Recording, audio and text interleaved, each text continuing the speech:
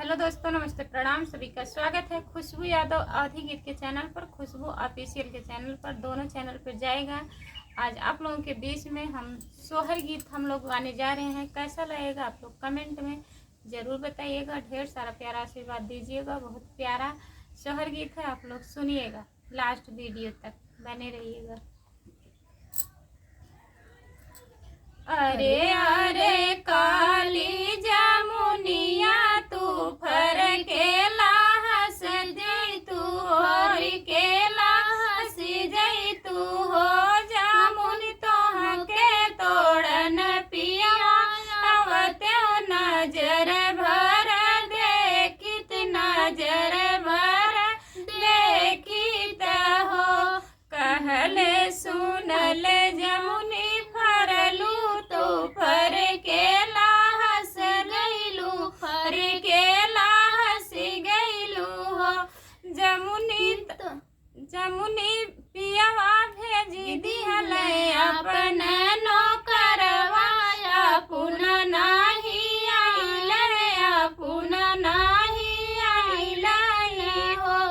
अरे अरे काली जामुनिया तू फर केला हंस गईलू फर केला हंसी जई तू हो जामुन तोह के तोड़न पियवा आवते नजर भर देखित नजर भर देखित हो।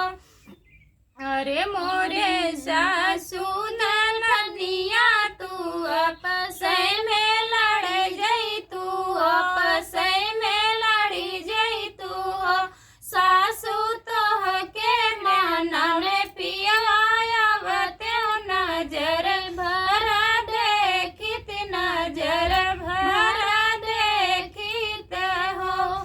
कहले सुनले सासू जठनी जय आपस में लड़ी गईलू आपस में लड़ी गईलू हो पियावा भेजी दिहले लहुरा देवरवाया पुन नाही आइले पुन नाही आइलन हो पियवा भेजी दिहले लहुरा देवरवाया पुन नाही आइले पुन नाही आइलन हो।